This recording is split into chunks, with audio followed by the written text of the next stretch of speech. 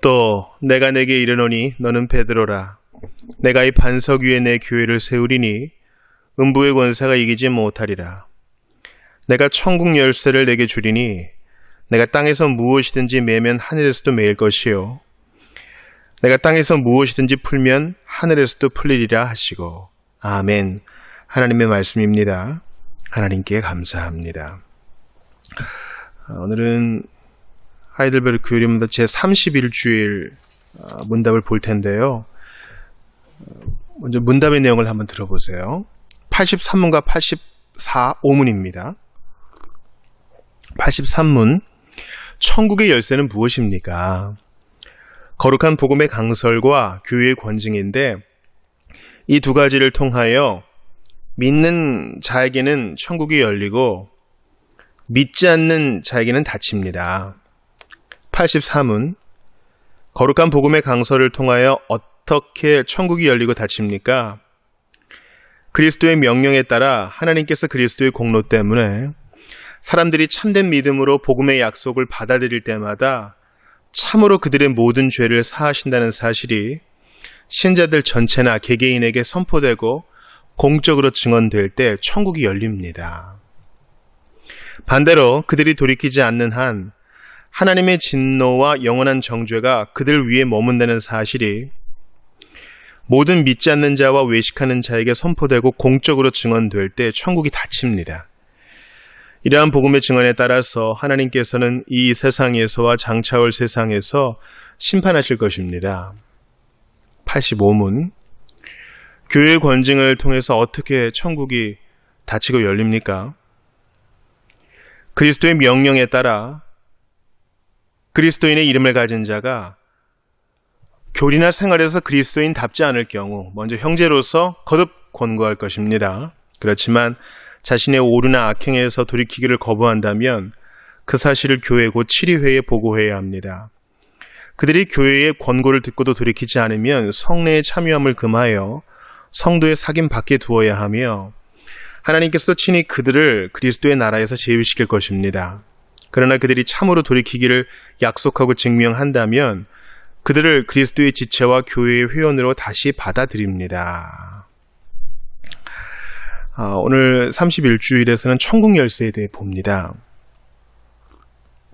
바로 전 문답에서 천국 열쇠란 말이 나오죠. 왜냐하면 성찬에 대한 거였거든요. 성찬을 받음에 있어서 자기 고백과 생활에서 믿지 않음과 경건치 않음을 드러내는 자에게는 성찬이 허용되지 않는다. 그런 자는 그리스도의 교회가 천국의 열쇠를 사용해서 돌이킬 때까지 성찬에서 제외시킬 의무가 있다. 그걸 봤습니다. 천국 열쇠란 말이 나오죠. 근데 이 천국 열쇠란 말은 예수님이 하신 말씀이세요. 우리가 읽은 본문 마태복음 16장 19절에 나오죠. 내가 천국 열쇠를 내게 주리니 내가 땅에서 무엇인지 매면 하늘에서도 매이고 내가 땅에서도 무엇인지 풀면 하늘에서도 풀리리라. 예수님이 천국 열쇠를 베드로 개인에게 주신 게 아닙니다. 이건 이미 마태복음 볼 때 봤죠. 이것은 신앙 고백을 대표해서 한 베드로에게 하신 말씀인 것 같지만 내가 너 위에, 내가 이 반석 위에 내 교회를 세운다 그럴 때 베드로 위에 교회를 세운다 하지 않으셨어요. 페트로스가 아니라 페트라, 즉 그 신앙 고백 위에 교회를 세운다 그랬습니다. 그래서 이 모든 신앙 고백자들의 모임인 교회에 천국 열쇠를 주신다, 바로 이것입니다. 천국 열쇠를 베드로 개인이 가졌다면 그것은 그의 사후로 없어졌겠죠. 근데 내 교회에, 이 반석 위에 내 교회를 세울 것인데 내 교회에 내가 천국 열쇠를 줄 것이다. 신앙 고백자들에게 줄 것이다. 바로 이 말입니다. 베드로는 첫 번째 교황이 아니에요. 그래서 교황이 천국 열쇠를 가졌다는 말도 성립하지 않습니다. 내가 천국 열쇠를 내게 주리니 바로 주는 그리스도시요 살아계신 하나님의 아들이십니다라고 베드로처럼 고백하는 이들에게, 그 무리에게 천국 열쇠를 주세요. 야, 그럼 뭐야? 우리가 이 교회의 열쇠를 갖고 있으니까 짤깍 하늘에 대고 열면 하늘이 열리고 짤깍 하고 닫으면 하늘이 문이 딱 닫히는 건가? 맞아요. 근데 이 맥락이 어떤 맥락인가? 바로 거룩한 복음의 강설과 교회의 권징을 통해서 천국 열쇠를 사용하여 열고 천국 열쇠를 사용하여 닫는다 이 말입니다. 그러니까 하나님이 교회를 얼마나 드높이시는지 알겠죠, 여러분. 교회는 엉성한 조직 같아요. 로마 가톨릭 교회나 이방 신전들처럼 그럴듯한 건물도 없어 보이고, 그렇다고 주님이 십계명을 주셨기 때문에 이방 신전이나 로마 가톨릭 교회처럼 화려하게 뭔가 하지도 않아요. 스테인 글라스가 반짝거리거나 기가 막힌 음악이 있거나 그러지도 않아요. 그러나 실로 신앙 고백자들의 모임에 주님이 천국 열쇠를 주세요. 83문에서는 이 천국 열쇠가 무엇이냐라는 질문에 대해서 거룩한 복음의 강설 하나, 교회 권징 둘 이렇게 나누어서 설명합니다. 이 두 가지, 거룩한 복음의 강설, 즉 설교죠. 설교와 교회 권징을 통해 믿는 자에게는 천국이 열리고 천국 열쇠를 사용해서 천국이 열려 믿는 자가 하나님 나라에 속하게 되고, 반대로 믿지 않는 자에게는 닫힌다는 거예요. 거룩한 복음의 강설과 교회 권징을 통해 안 믿는 자에게는 이게 닫힙니다. 이 닫힘은 열기 위한 닫힘이에요. 지난 시간에도 성찬은 긍정의 성찬이라고 말씀드린 것처럼 천국 열쇠를 통해서 배타적으로 너는 안 돼가 아니라 회개하고 믿으면 언제든 열린다. 이게 항상 전제되어 있어요. 그러니까 85문에 교회의 권징을 통해 어떻게 천국이 닫히고 열립니까? 열리는 걸 항상 강조해요. 그가 회복하면 다시 열린다. 그가 회개하여 증거를 보이면 항상 열린다. 다시 맞아준다 이 말입니다. 고린도전서에서는 천국문을 닫는 것을 사탄에게 넘겨줬다 이런 말도 해요.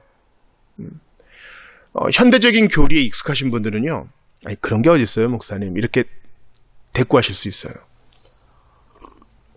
한 번 구원은 영원한 구원 모릅니까? 한 번 하나님의 자녀는 영원한 하나님의 자녀입니다. 그가 어떤 죄를 저질렀건 그에게는 이미 정죄함이 없어요. 이건 얄팍한 교리주의입니다. 왜냐하면은 제가 이제 참고 선고를 한번 읽어드릴게요. 디모데전서 5장 20절 보세요. 범죄한 자들을 모든 사람 앞에 꾸짖어 나머지 사람으로 두려워하게 하라. 여러분, 이게 성경의 표준인데 우리 신앙생활 하면서 이런 거 한 번이라도 본 적 있나요? 물론 교회 치료회가 있는 교회가 있어요. 실제로 교회 재판을 합니다. 우리가 볼 기회가 없어서 그렇지 늘 있습니다. 여러분, 10만 양병서를 주장할 때 주창한 자들이 그랬죠. 100년, 200년 사이에 전쟁을 안 하더라도 군사를 양성하는 게 중요하다.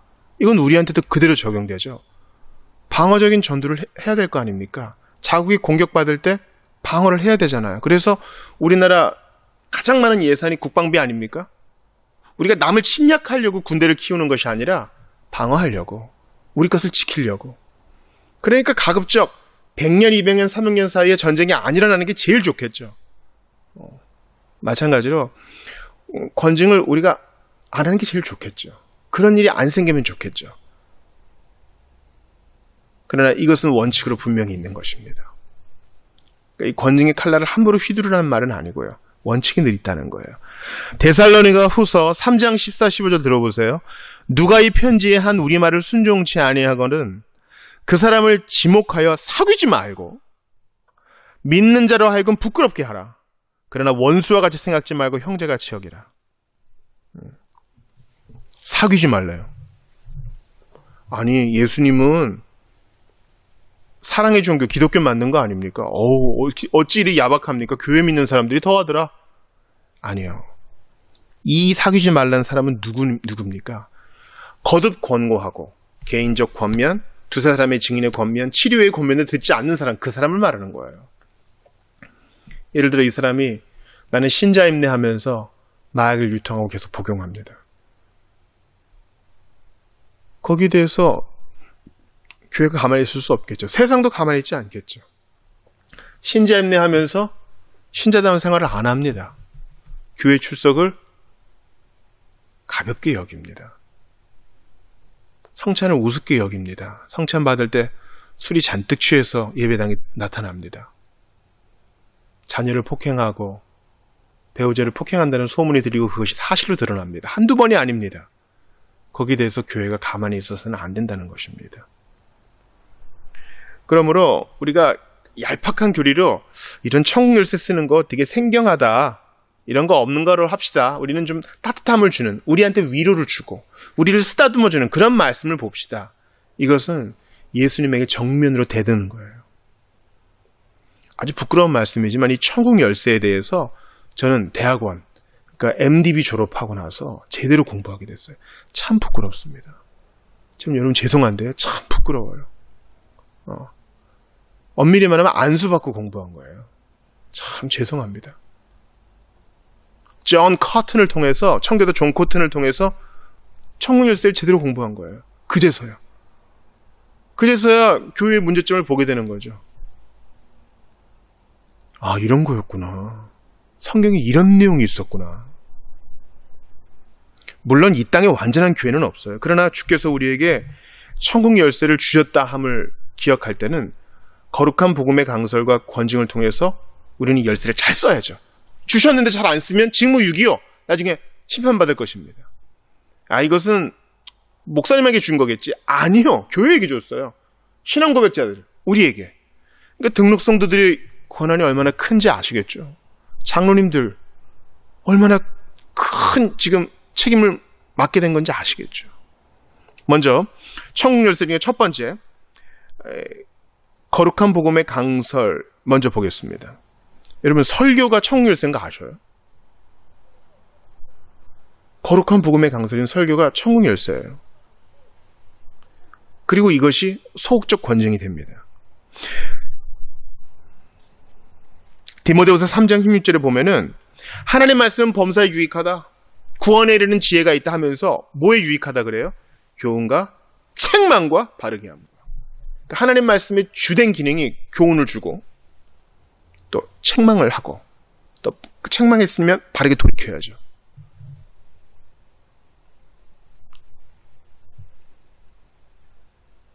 우리가 권징 하는데 사실 말씀의 선포가 권징이에요. 여러분 잠언 아시죠? 잠언은 Proverbs, 속담으로 번역되지만 본래는 찌를 잠입니다. 참 우리말 성경 번역자들이 번역 잘했어요. 찌르는 말이에요. 개인적인 권면의 말, 아들아 너 그러면 죽는다, 지혜를 찾으라. 이거 기분 나쁘거든요. 그러나 들으면 유익해요. 들으면 유익하다고. 들어야 될 말씀이에요. 잠언 29장 15절에 보면 채찍과 꾸지람은 지혜를 준다 그래요. 요즘 뭐 그런 얘기 하죠. 칭찬은 뭐 고래도 춤추게 하니까 혼내기보다는 많이 칭찬을 해주세요. 그러면 잘 될 겁니다. 제가 장담합니다. 절대 잘 안 됩니다. 저는 공교육 대단히 걱정하는 사람인데요. 공교육에 있어서 권징이 사라졌어요. 김교진 선생 일기를 보니까 그가 양장학교 교사였거든요. 담임을 맡아요. 그러면 뭐 1930년대 학생들이 다 예의 발랐던 건 아니죠. 퇴학을 시키려고 고민했다. 그러나 또 한 번 기회를 주기로 했다. 담배 피는 학생이 있어서 그러지 말라고 하고 30대를 때렸다. 끝까지 고집을 피우는 자가 있어서 훈계하다가 나도 울어버렸다. 뭐 이런 얘기 나와요. 교사에게 책망은요 필수예요. 격려와 가르침뿐만 아니라 책망이 있어야 교사입니다. 싫은 소리를 해야 돼요. 왜냐하면 인격이 형성되는 나이의 아이가 네가 알아서 해 하면 어떻게 됩니까? 잘못된 거는 고쳐주고 잔소리를 하고 싫은 소리도 하고 내도 해야죠. 근데 그런 소리 하면 인권 침해를 받았다 그래요. 그러니까 나라가 망할 징조죠. 인권이라는 그늘 뒤에 숨어가지고 사람으로 자라나기를 거부하는 겁니다. 참 세대가 여러분 이래요. 하나님께서 이 나라를 지금 그냥 두시는 게 기적이에요, 여러분.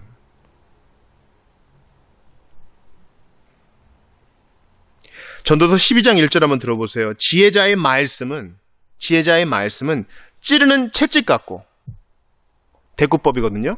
앞에 구는 이거고 뒤에 구는 이거예요. 회중의 스승의 말씀은 잘 박힌 목 같으니 다 한 목자가 주신 바다. 다 한 목자니까 하나님이시죠. 하나님이 주시는 말씀은 잘 박힌 목과 같고 또 찌르는 채찍과도 같다. 잘 박힌 못에 물건을 든든하게 걸어 놓을 수 있지만 그것뿐만 아니라 그런 교훈도 있을 뿐만 아니라 책망도 한다는 거예요. 찌르는 채찍. 참 놀랍게도 제가 이 말씀을 준비하면서 개인적으로 주님께 책망을 많이 받았습니다. 게으름에 대해서, 또 윤리적인 부재에 대해서. 너 어떻게 세상 사람만도 못하느냐? 너 그렇게 돈 좋아해서 어째 성도라 하겠느냐? 너 그렇게 탐심이 많아서 어째 되겠느냐?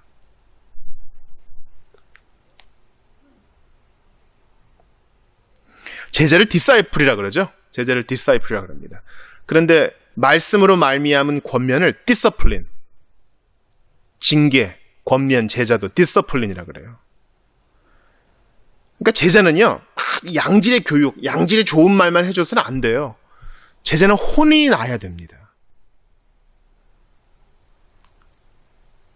여러분, 혼나는 걸 너무 두려워하지 마세요. 우리가 주일에 말씀 받을 때 어떤 면에서는 교훈을 받고 어떤 면에서는 책망을 받고 어떤 면에서는 바르게 함을 받아요. 제가 여러분께 지침을 하나 드릴게요. 주일 예배를 드렸는데 설교를 통해서 내가 찔림을 한 번도 안 받았다? 영혼의 건강에 적신호가 들어온 거예요. 찔림이었으면 죽은 자예요. 찔림이었으면 건강하지 않은 상태입니다. 나병 환자 보세요. 한센병이라 그러죠. 문둥병 말입니다. 보통 비신자의 경우 죄와 저주 가운데 방임된 것, 하나님의 생명이 없는 경우를 문둥병으로 많이 표현하잖아요. 왜 다리를 잘라냅니까? 운동화 안에 신발 안에 작은 돌멩이가 있는데 그게 신발 안에 이렇게 돌아다니면서 발에 상처를 내요. 근데 그걸 못 느끼는 거죠. 감각이 없어요. 그러다가 곪고 또 곪다가 잘라내야 돼요. 그런 거 아니겠어요? 왜 문둥병인데 눈이 하나 없습니까? 뭐가 들어갔어요. 정상적인 경우는 이물감이 있다, 뭐 약을 쓰든지 병원에 가든지 그래서 고침을 받죠. 근데 그걸 못 느낍니다. 그러니까 상처가 커지고 이래서 결국 실명되는 거예요. 우리가 하나님 말씀을 받을 때 찔림이 있다는 건 좋은 신호예요. 계속 격려받고 나는 사랑받기 위해 태어난 사람, 이것만 있어서는 제자도가 안 돼요. 사복음서를 읽어보세요. 제자들이 얼마나 많이 꾸지람을 받아요. 예수님이 항상 우쭈쭈 해주시는 주님이 아니에요. 참 디모데후서 3장 16절이 그래서 진리예요. 의로 교육함, 바르게 함, 그러나 책망, 교훈도 주시고. 그러니까 예배 와서 한 수 배워보자 이런 자세로 안 돼요. 책망을 듣고 납작 엎드러져야 돼요. 그래서 바르게 함, 회개가 이루어지고 또 신자로서 어떻게 살아야 되는지 교훈도 받아야 되고, 이 다각적인 일들이 하나님 말씀 받을 때 일어납니다. 그래서 거룩한 복음의 강서를 일상적 권징이라 그럽니다. 우리가 하나님 말씀 받을 때 주님이 요구하시는 수준에 이르지 못하는 거 내가 알잖아요.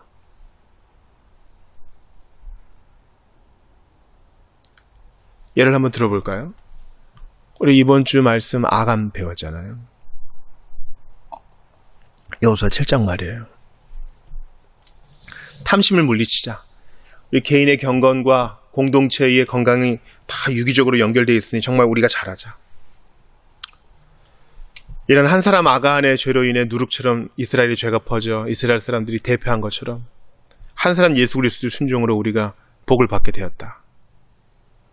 그래서 우리가 받을 때 아간과 같은 내 모습을 보잖아요. 근데 오늘 지금 금요일 밤인데요. 여러분 어떠셨어요? 그 찔림 받은 바 말씀 그대로 사셨습니까? 하나님 말씀 받을 때 그 찔림이 우리에게 역사예요. 그게 일종의 권징이란 말이죠. 그래서 어떤 분들은 이런 것 때문에 낭망하기도 합니다. 맨날 찔림만 받고 맨날 생활은 그대로고 예수 믿는 것도 별거 없는 것 같아. 아니요. 교훈과 책망과 바르게 함. 주님은 우리의 찔림을 통해서 반드시 역사합니다. 우리 안에 그렇게 일하세요. 그래서 내가 조금이라도 나아지려고 주님 의지하면서 나아가게 돼요. 그럼 주님이 오히려 우리에게 오셔서 끊어내게 하십니다. 그게 아주 더디일 뿐이지 반드시 변화가 일어납니다. 기억하세요. 찔림이 있어야 돼요. 주님이 책망하시지 않는 자는 유기된 자입니다. 이거는 이제 그 교회 권징에서도 드러나는 얘기인데요. 한번 히브리서 12장 6에서 9절을 볼까요? 히브리서 12장 6에서 9절을 한번 같이 읽습니다. 시작. 주께서 5절부터 볼까요? 또 아들들에게 권하는 것 같이 너희에게 권면하신 말씀도 잊었도다 일렀으되 내 아들아 주의 징계하심을 경히 여기지 말며 그에게 꾸지람을 받을 때 낙심하지 말라. 주께서 그 사랑하시는 자를 징계하시고 그가 받아들이시는 아들마다 채찍질을 하심이라 하였으니 너희가 참음은 징계를 받기 위함이라. 하나님이 아들과 같이 너희를 대우하시나니 어찌 아버지가 징계하지 않는 아들이 있으리요. 징계는 다 받는 것이거늘 너희에게 없으면 사생자여 친아들이 아니니라. 또 우리 육신의 아버지가 우리를 징계하여도 공경하였거든 하물며 모든 영의 아버지께 더욱 복종하며 살려 하지 않겠느냐. 그렇습니다. 아주 정확해요. 주님의 징계하심, 말씀을 통해서 우리가 징계를 받는 것은 참으로 복됩니다. 그것도 아주 주님 부드럽게 하시죠. 어떨 때는 강하게 하시기도 하고요. 너 이거 문제다 알려주십니다. 제가 기억하는 가장 좋은 선생님은 징계하시는 분이셨어요. 여러분 관심이 있어야 징계를 합니다. 포기한 학생은 징계 안 해요. 많은 학생들 앞에서 그럴 거야! 혼을 내주기도 합니다. 여러분 관심이 있고 사랑하니까 혼내는 거예요. 사랑 안 하면 상대도 안 합니다. 넌 그렇게 엎어져 자라 너는. 교실 물 흐리지 말고 넌 그냥 자라. 너는 없는 사람 치겠다. 이게 최고의 징계 아닙니까? 그냥 내버려두는 거. 근데 주님이 내버려두지 않고 징계해요. 사랑하는 여러분, 부모님께 잔소리 들을 때 행복한 줄 아세요? 지겹죠? 나중에 그 소리가 그리울 때가 올 겁니다. 우리한테 이거 해라, 저거 해라. 권면하시는 분들은 다 귀한 분입니다. 사랑하니까 하시는 거예요. 거룩한 복음의 강서를 통해 천국이 열리고 닫힙니다. 하나님께서 그리스도의 공로 때문에 사람들이 참된 믿음으로 복음의 약속을 받아들일 때마다 죄를 사하시고 신자들 전체나 개개인에게 선포되고 공적으로 증언될 때 천국이 열립니다. 믿는 자는 들어가겠죠. 그러나 믿지 않는 자는 그 문이 닫혀 정죄에 빠지게 될 것입니다. 교회의 권징을 통해서는 어떻게 천국이 닫히고 열립니까? 마태복음 18장의 원리가 적용되죠. 먼저 개인적으로 찾아갑니다. 당신 그 생활 계속하면 안 됩니다. 그래도 안 들으면 두세 증인으로 확증해야 됩니다. 그래서 돌이키면 그 사람을 얻는 것이고 돌이키지 않으면 치리회에 교회에게 권징을 맡겨야 합니다. 그래서 이 권고를 듣고도 돌이키지 않으면 성례에 참여함을 금하여 성도의 사귐 밖에 두어야 하며 하나님께서도 친히 그들을 그리스도의 나라에서 제외시킬 것입니다. 구원이 취소되는 거예요? 그런 것이 아니죠. 교회 안에서 누리는 그 복에서, 그 언약의 복에서 제외된다는 것을 말합니다. 그가 회개하면 돌아온다는 것이죠. 그러니까 현대 복음주의 교리가 얼마나 얄팍한지 아시겠죠? 우리는 성경 전체를 배우지 못했어요. 그래서 일부 선교단체에서 가르치는 것처럼 믿는 사람은 영원히 정죄를 받지 않는다. 어떤 죄를 져도 정죄받지 않는 것처럼. 아니요. 우리의 생활은 교회를 통해서 감독되어져야 되고 우리의 생활은 교회를 통해서 계속 권면을 받아야 되며 우리의 교리와 생활은 신약 성경의 표준에 의해서 공동체적으로 관리되어야 됩니다. 여러분 생각해 보세요. 제일 처음의 권징은 일단 말씀 선포죠. 말씀 선포가 교훈을 주기도 하고 또 일상적인 권징이 돼요. 그렇게 해서 성도들이 자라납니다. 그래야 두 번째 권징이 일어나요. 어떻게 해요? 내가 볼 때 치리회에는 보고되지 않았지만 저 형제 외 또는 저 자매에 문제가 있어요. 계속 이상한 업소에 출입해요. 평소에 쓰는 말이 너무나 천박하고 덕이 되지 않아요. 또한 직장생활과 가정생활에서 덕이 되지 않아요. 또 더러운 돈에 손을 대요. 그럼 어떻게 해요? 기도하다가 내가 먼저 찔림을 받고 큰 책임을 느껴 먼저 찾아갑니다. 사랑하는 여러분, 거룩한 복음의 강설과 설교가 풍성해야 교인들의 수준이 올라가고 그래야 개인적인 권징도 할 거 아닙니까? 형제여, 제가 쭉 봤는데 그래서는 안 됩니다. 여러분, 그거 하려면 용기가 필요해요. 괜히 남의 생활에 끼어드는 거 부모님들이 하지 말라 그러잖아요. 아, 가만히 있어. 가만히 있으면 중간이 나가. 아니요, 성경은 가만히 있지 말라 그럽니다. 브리스길라가 아굴라가 아볼로의 설교를 듣고 문제가 있는 걸 알았어요. 그래서 개인적으로 찾아가잖아요. 바울도 베드로에게 개인적으로 권면하잖아요. 물론 사람들이 부근에 있긴 했지만은 그 용기가 필요해요. 당시의 기준으로 보면은 아볼로가 더 권위가 큰 자였고 또 베드로는 예수님의 수제자 아닙니까? 그래도 사랑하기 때문에 용기를 바라는 거예요. 정리를 해봅니다. 하나님의 말씀이 풍성하고 우리가 잘 자라가야 교회가 권징도 잘 되고 제자도도 일어나는 거예요. 가장 근본은 뭐예요? 말씀이 풍성하게 증거가 돼야 돼요. 그래서 서로 권하고 서로 돌이키는, 이게 가장 아름다운 일이죠. 형제님, 제가 쭉 보니까 이런 점이 문제인 것 같습니다. 저희 분반공부 선생님이 저에게 이런 권면을 하신 적도 있어요. 참 감사한 일이에요. 지금 돌아오면 참 어른들이 감사해요. 여러분, 찾아가세요. 찾아가시라고. 계속 격려하고 잘하고 계십니다. 격려만 해서는 안 돼요. 때로는 개인적인 관계가 어그러지더라도 그거 계속 그러시면 안 됩니다. 타이르고 경고할 수도 있어야 됩니다. 예수님 보세요. 예수님은 사람 떠나갈까 두려워서 그런 얘기 안 하시는 것도 아니에요. 젊은 부자 관원에게 주님 뭐라 그러십니까? 너 가진 거 다 팔고 그 다음 나 따르라. 그 사람의 마음 중심을 탁 건드리세요. 요즘 같으면 그 사람 상처받아가지고 교회 안 오면 어떡합니까? 권징이고 뭐고 간에 그런 얘기 하지 마시고 일단 교회당이나 가득 채운 다음에 그 다음에 뭘 해도 하세요. 아주 잘못된 거예요. 아주 잘못된 거라고요. 주님이 우리에게 황금 열쇠를 주셨습니다. 마지막 심판날에 우리한테 물어보실 겁니다. 내가 믿고 회개하는 모든 신앙 고백자들에게 교회에 황금 열쇠를 주었다. 너희는 잘 썼느냐? 하나님 말씀이 잘 선포될 때마다 착 청문이 열리고 잘못된 자를 권면하고 징계할 때마다 착 문이 닫히는데 잘 썼느냐? 그 두 가지 기도해요. 첫 번째, 기도하셔야 돼요. 첫 번째, 하나님이 강단에서 제대로 된 말씀만 선포될 수 있도록 도와주세요. 뭐 재미있고 깔깔대고 이런 것도 좋겠지만은 그런 거 다 버려도 하나님의 진리의 말씀만 올곧게 선포가 돼야 교훈도 받고 책망도 받고 바르게 함도 있고 의로 교육도 일어날 거 아니에요. 성경이 그대로 선포될 수 있도록 도와달라고 기도해 주세요.